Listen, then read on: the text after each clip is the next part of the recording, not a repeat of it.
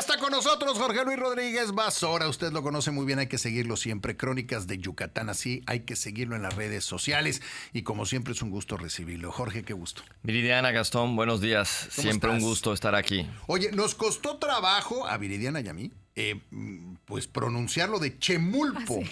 ¿Esa esquina cuál es? ¿Estoy bien o Sí, lo sí, escribí sí. mal? No, estás bastante bien. La esquina de Chemulpo, Chemulpo. allá en el barrio de Santiago, en la 57. Esto de que es esas cosas que siempre nos piden, las esquinas de Mérida. La gente nos dice, hablen más de las esquinas, la leyenda, las historias. Y en particular, cuando la gente ve, para empezar hay una palabra que dice Chemulpo. Y aparte hay un barco y un muelle, como un muelle de un barco saliendo de un muelle, en la placa, en la imagen Ahí de la tiene, esquina. mire, ¿es esa? ¿Es esa? ¿Es esa? Sí, claro, ¿no? El Ahí chemulpo. la tiene, el Bueno, ¿qué chemulpo. tiene que, para pensar que es un chemulpo? ¿Es como un pulpo o es algo diferente? ¿Y ¿O por es qué Chema que le dicen, bueno, El vaya pulpo. usted a saber? el pulpo chema? Pero bueno, es que es parte de las placas que nos dicen parte de la historia de nuestra ciudad. Ok. En este caso, el chemulpo, que la gente, porque cuando vemos, por ejemplo, la esquina del Monifato, bueno, porque ahí sí, estuvo el ubicado, Monifato, la claro. esquina del elefante, la esquina de las dos caras, y ves a dos caras, pero este del chemulpo causa un poquito de controversia. Ok. Mira, en estas leyendas y en estas historias que se han compilado por ejemplo, don Antonio Novello, Claudia Cárdenas, gente que se ha dedicado a encontrar la historia de cada una de las esquinas, nos cuentan que tiene que ver con un suceso histórico de las haciendas henequeneras, especialmente cuando llegaron los coreanos, esta gran comunidad coreana que llegó y que se integró aquí a Yucatán, cuando llegan a trabajar a las haciendas henequeneras. Ellos salen de un puerto en Corea que se llamaba Chemulpo. No me digas. Entonces, Ay, por ahí vamos mira. encontrando el origen. De hecho, ahí está la placa de la amistad México-Corea, ¿no? Chemulpo. Pero ¿qué tiene que ver con los coreanos, ¿no? Lo puso un coreano y no, resulta, nos dice la leyenda o las crónicas que nos han dado, que ahí para empezar se llama Chemulpo porque ahí siempre hubo un restaurante, cantina, bar que se llamaba el Chemulpo. Ok. ¿Y de dónde toma el nombre este lugar, no? Porque a eso vamos, ¿no? Ahí está El la foto del Chemulpo. Mire el bar, cantina. Sí, era eso. Fue restaurante. Desde 1907 hay registro. O sea que es como el símil de Boschito Calia hoy en día. O sea, como Casi, era Calia, casi. ya. Todo se les... ¿Te acuerdas de esta discoteca Antro Calia? Entonces ya le decimos Boschito Calia. Sí, eso pasa. Entonces sabemos que desde 1907 había un restaurante, porque así se dice, un restaurante que se llamaba El Chemulpo, que vendían cervezas frías de todas las marcas, imagínate las que había en ese momento, pero volvemos a lo mismo, ¿por qué se le llama, o sea, de dónde, por qué alguien dijo este puerto coreano? Mira, estamos aquí viendo... Ahí veo un letrero, un anuncio que dice Sí. El Chemulpo, calle 57 con 72 en la Plaza de Santiago, dice el letrero. El anuncio dice cantina preferida por sus licores de primera, especialidad en cervezas Carta Clara y León, bien heladas, sabrosa ensalada. Y mondongo los martes, ¿eh? Y cochinita pibil los domingos. Vean nada más. De dónde viene la tradición, ¿eh? Sí. Pero ve lo que dice, fue restaurante y cantina. Y la leyenda... O se espera con afecto. Las historias que nos cuentan, ¿de dónde sacó, o sea, a quién se le ocurrió poner a esta cantina, restaurante, el Chemulpo? Pues cuenta la anécdota que ahí los coreanos, cuando ya vivían en el centro, habían dejado las haciendas, los coreanos iban allá a ese bar y especialmente un coreano iba y que cuando ya había agarrado un poco las copas, cuando ya estaba en esa fase de que ya no En la fase empezaba... divertida. Libertida ya donde puede decir lo que quiera. Sí.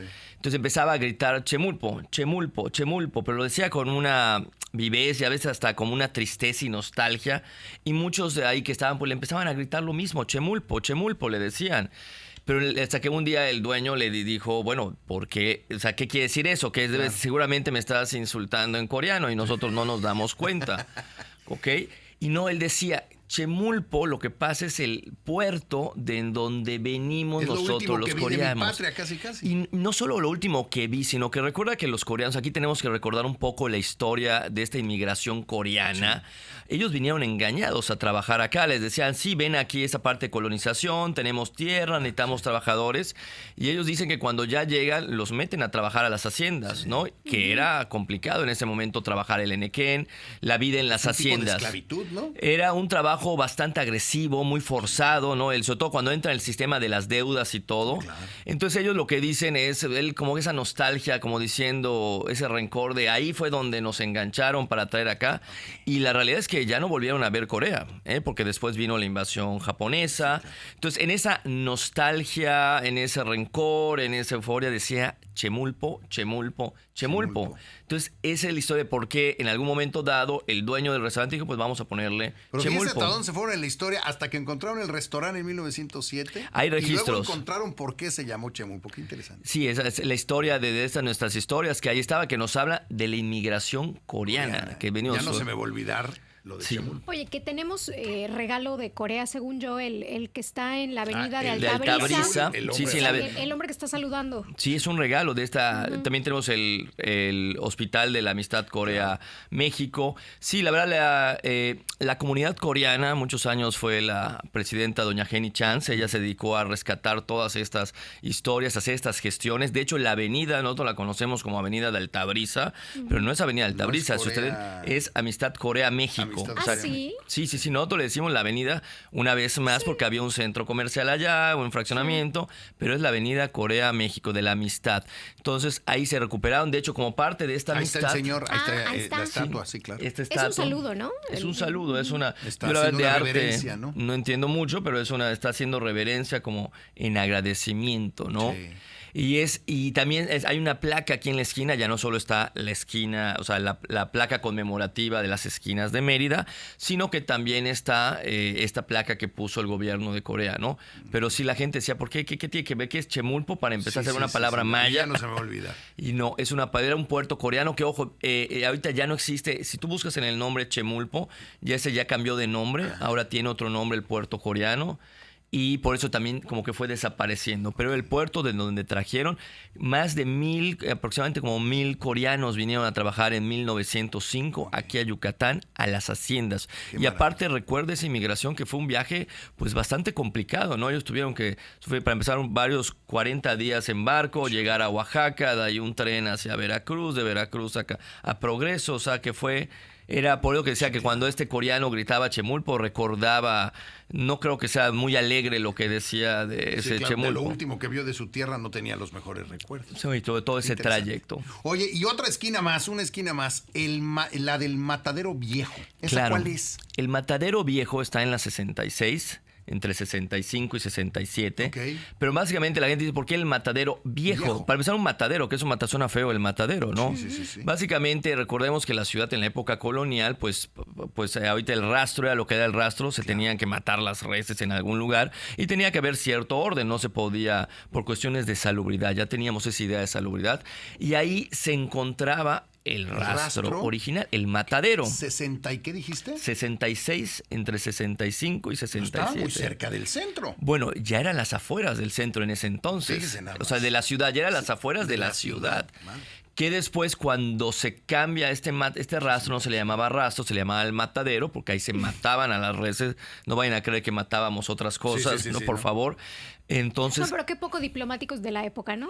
Sí, El matadero. donde se matan ahí. Sí, que también eso nos habla. A veces para nosotros, ahorita la palabra matar, de hecho, a ver si Sí, no se nos banea. cortan ahorita Se en, banea. nos banean en redes sociales, pero eran palabras comunes que se usaban. Se cambia y alguien dice, bueno, pero es que volvemos a lo mismo. ¿Qué hubo allá en ese lugar, no?